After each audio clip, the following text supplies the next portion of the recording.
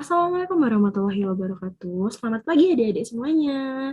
Jadi, sebelum melakukan pembelajaran, di sini kakak mau perkenalan dulu nih, karena ada pepatah yang mengatakan, tak kenal maka tak sayang. Jadi, perkenalkan, nama kakak Sofia Kusumati Syahrini ini. Kalian bisa manggil kakak Kak Opi atau Kak Sofi. Terserah kalian mau manggil apa, oke? Nah, jadi selama kurang lebih 1 minggu ke depan, kakak akan menggantikan Bu Lili untuk mengajarkan matematikanya. Jadi di sini, di dalam video ini, kakak akan membahas tentang materi, relasi, dan fungsi. Sebelumnya ada yang udah tahu belum? Atau mungkin ada yang udah baca apa itu relasi, kemudian apa itu fungsi. Nah, kalau kalian yang belum tahu, di sini kita akan membahas itu semua. Tapi di sini kita bagi menjadi 2 sesi. Jadi sesi yang pertama, kita akan ngebahas tentang apa sih itu relasi. Kemudian sesi yang kedua, kita akan membahas tentang fungsi, hubungan relasi dan fungsi. Gitu. Oke? Oke, jadi di sini kakak akan jelasin secara singkatnya relasi yang dapat kita temukan dalam kehidupan sehari-hari. Contoh kecilnya, misalnya adalah keluarga. Dalam keluarga itu pasti mempunyai hubungan kan. Nah, itu adalah contoh yang bisa kita lihat yang berkaitan dengan relasi di kehidupan sehari-hari. Nah, kemudian gimana sih Kak kalau misalnya contoh matematikanya atau definisi secara matematikanya itu gimana? Gitu. Oke. Sekarang kita bakal ngebahas ya, teman-teman. Oke.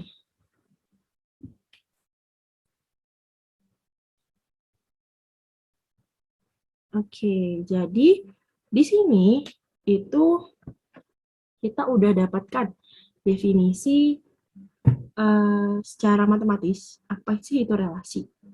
Nah, di sini udah tertera nih bahwa relasi itu adalah hubungan antar suatu anggota himpunan dengan anggota himpunan lainnya, atau himpunan A dan himpunan B itu dapat dikatakan berelasi jika ada anggotanya itu saling berpasangan, gitu. Seperti contoh yang ada di gambar ini. Jadi himpunan A itu berelasi sama himpunan B. Coba kita lihat apa sih relasi dari himpunan A sama B ini, gitu kan. Jadi di himpunan A itu kan keterangannya itu ada himpunan siswa kelas 8E. Kemudian di himpunan B itu ada keterangannya himpunan warna kesukaannya. Nah, di sini udah kelihatan jelas dong, berarti relasi yang terbentuk dari himpunan A dan B adalah warna kesukaan. Jadi di sini kita tahu nih bahwa Ali dia menyukai warna merah, Siti menyukai warna ungu, Amir menyukai warna hitam, dan Rizky juga menyukai warna merah. Jadi seperti itu ya teman-teman. Kata kuncinya adalah hubungan. Ada sesuatu yang menghubungkan mereka. Jadi di dalam himpunan A sama B itu saling nyambung. Gitu. Oke, paham ya? Nah, selanjutnya kita akan ngebahas tentang ini. Menyatakan relasi dalam berbagai bentuk. Jadi, relasi ini dapat dinyatakan menjadi 3 bentuk. Yang pertama ada diagram panah, yang kedua ada diagram kartesius, yang ketiga ada himpunan pasangan berurutan. Aduh, kayak gimana sih ini Kak contohnya? Aku nggak pernah tahu. Nah, oke, jadi kita akan bahas satu-satu. Di sini kita ada kasus nih. Kita baca dulu ya, kita pecahin dan kita nanti buktikan atau kita nyatakan relasi-relasi di dalam kasus ini di 3 bentuk itu ya. Oke? Oke, jadi ada 4 anak, yaitu Alvin, Keisha, Almira, dan Rafli. Mereka diminta untuk menyebutkan warna favorit mereka. Kemudian Alvin menyukai warna merah, Keisha menyukai warna ungu, Almira menyukai warna merah, dan Rafli menyukai warna hitam. Oke. Di sini kita tahu nih relasinya. Oh, berarti sama kayak tadi kan warna kesukaan. Nah, sekarang tinggal kita cari atau kita tentukan gimana sih cara menyatakan relasi ini ke dalam 3 bentuk itu. Gitu. Pertama, itu ada di diagram panah. Oke. Jadi, sama kayak contoh yang tadi dan sama kayak definisinya bahwa diagram panah. Berarti kita mengarahkan himpunan A itu ke himpunan B. Jadi kayak gini ya. Tadi kan kita tahu di dalam kasusnya bahwa si Alvin itu dia menyukai warna merah. Berarti kita arahkan Alvin ini ke warna merah. Oh, bentar ya. Ini oke, warna merah. Kemudian si Kesha, dia menyukai warna ungu. Oke, kita arahkan ke warna ungu. Kemudian Almira, dia menyukai warna merah juga nih. Almira menyukai warna merah. Kemudian si Rafli, dia menyukai warna hitam. Nah, di sini kita udah bisa tahu nih, oh gini ternyata diagram panah yang terbentuk dari relasi tadi. Gitu. Jadi seperti itu ya teman-teman, kalau cara menyatakan relasi dalam bentuk diagram panah. Kemudian selanjutnya, kita akan menyatakan relasi itu dalam bentuk diagram kartesius. Gitu. Kemarin udah ini ya, ada materi tentang diagram kartesius. Jadi sebenarnya sama. Kalau di diagram kartesius kan kita tahu nih bahwa sumbu yang mendatar itu adalah sumbu X, kemudian sumbu yang tegak lurus atau yang lurus itu adalah sumbu Y. Nah, di sini kita ganti nih. Di diagram kartesius ini nggak ada X sama Y lagi. Nah, jadi di sini kita bisa ganti di yang mendatar ini, koordinat yang mendatar ini kita ganti pakai nama anak-anaknya dari kasus yang tadi. Kemudian yang lurus kita pakai warnanya, warna kesukaannya. Jadi di sini bisa kita cari nih, kita gambarkan gimana sih apa namanya? Gambaran relasinya ke dalam diagram kartesius gitu. Sekarang kita gambarkan gimana sih ininya, apa namanya, gambarannya. Oke, jadi tadi kan si Alfi dia menyukai warna merah. Oh, berarti kita bisa tarik di sini. Berarti titiknya dia ada di sini. Sebentar teman-teman, ini ada. Nah, berarti dia titiknya di sini, ya kan? Merah, Alfi. Ini kita bisa tarik garis. Kemudian kita tarik garis ke sini. Nah, selanjutnya ada sebentar tadi si Alfi warna merah. Kemudian Kesha dia menyukai warna ungu. Kesha warna ungu. Jadi titiknya kan ada di sini ya. Kemudian si Almira ALM itu dia menyukai warna merah. Berarti kan sama-sama si Alfi. Nah, begini ya teman-teman, kita tarik garis. Mohon maaf ya, ini rada gimana gitu. Nah, sedangkan terakhir bahwa si Rafli dia menyukai warna hitam. Berarti kayak gini gambarannya. Nah, berarti kan sini kita udah tahu nih, udah kelihatan nih, oh, berarti cara menyatakan relasi dalam diagram kartesius itu seperti ini. Gitu.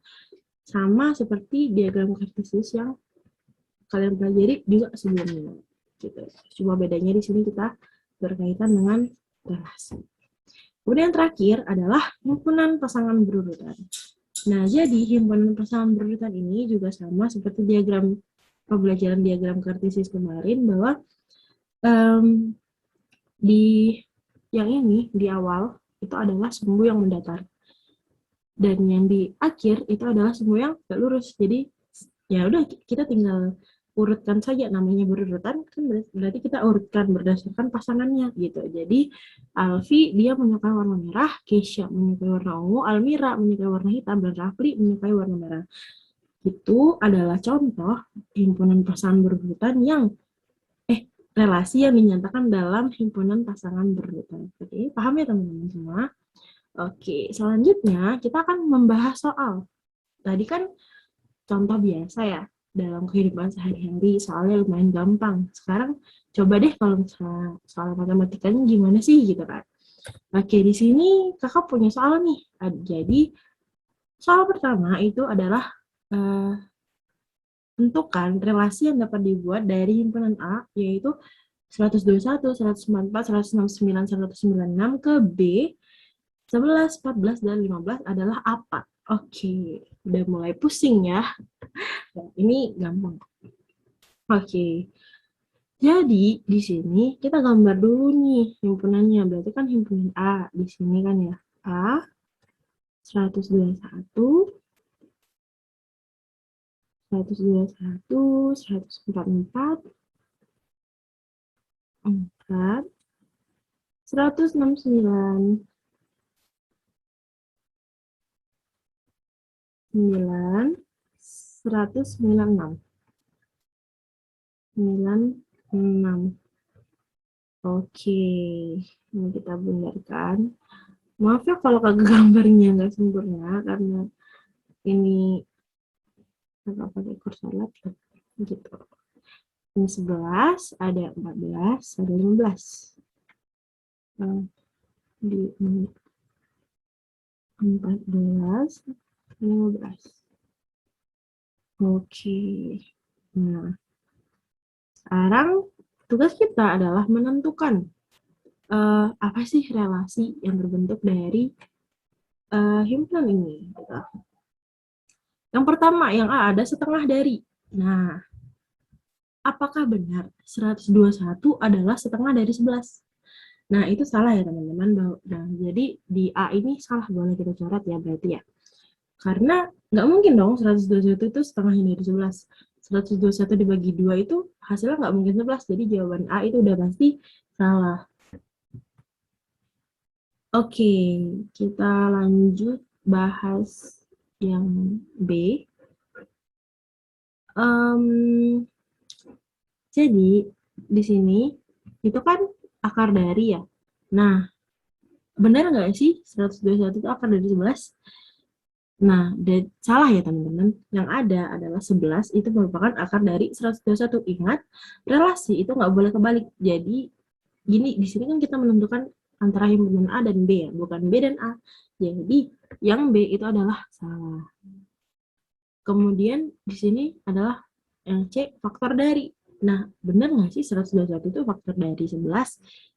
Jawabannya salah ya teman-teman, karena faktor dari itu merupakan angka pembaginya gitu. Jadi bukan jawabannya.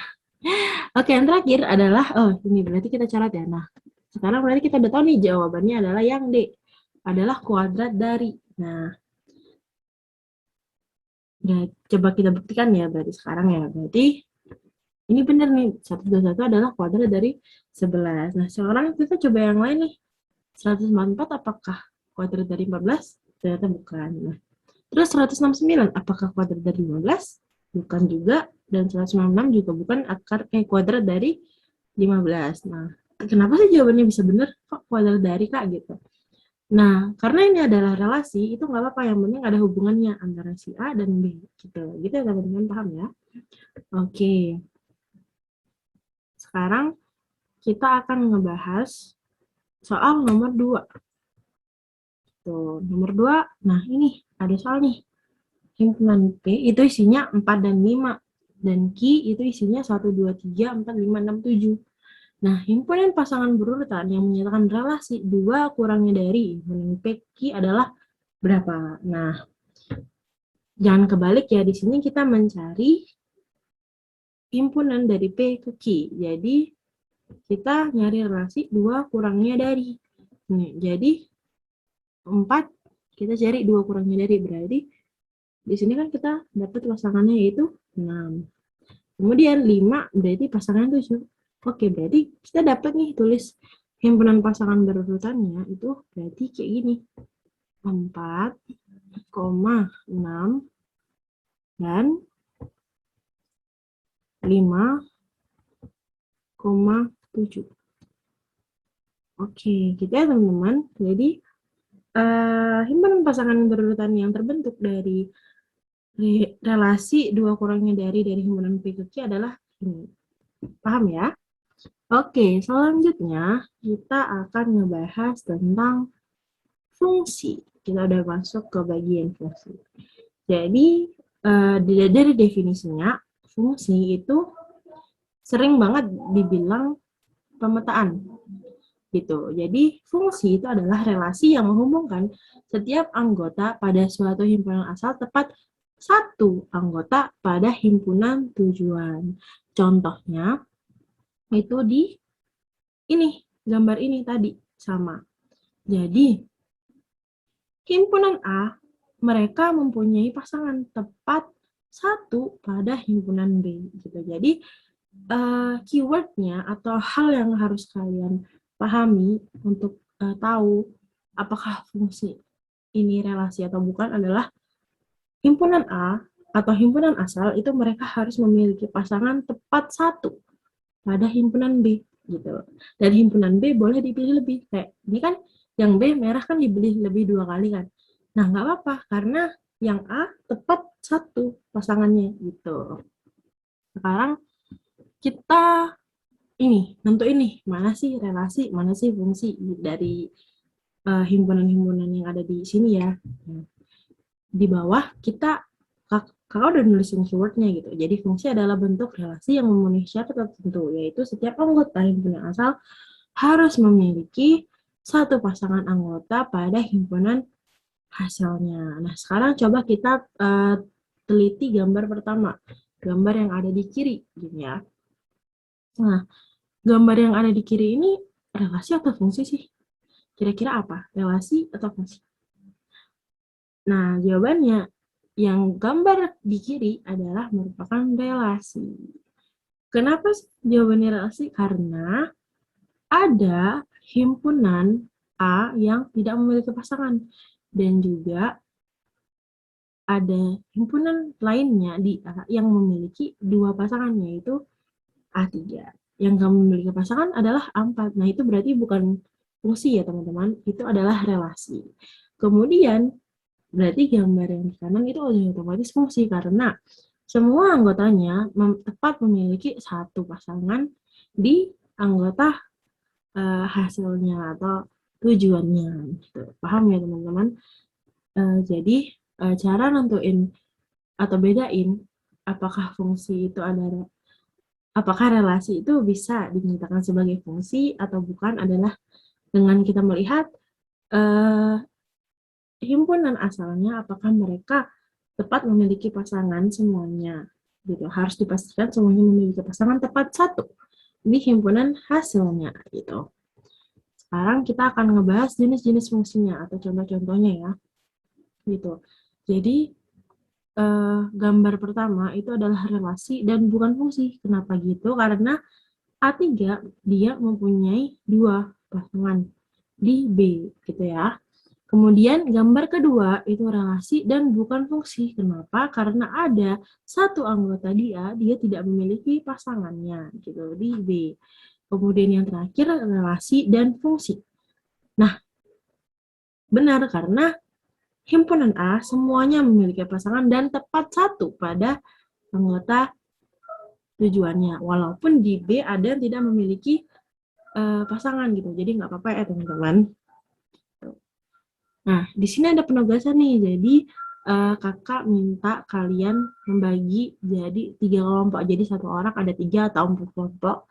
Kemudian kalian mengerjakan penugasan ini. Jadi tugasnya ini gimana? Gitu. Tugasnya ini adalah kalian harus menentukan apakah relasi-relasi tersebut merupakan fungsi atau bukan. Dan kalau bukan, sebutkan alasannya ya teman-teman. Oke, jadi untuk video pembelajarannya hari ini cukup segitu dulu ya teman-teman. Untuk penugasannya jangan lupa dikerjakan dan jangan lupa jaga kesehatan. Semoga kita bisa ketemu ke depannya. Oke, wassalamualaikum warahmatullahi wabarakatuh. Terima kasih.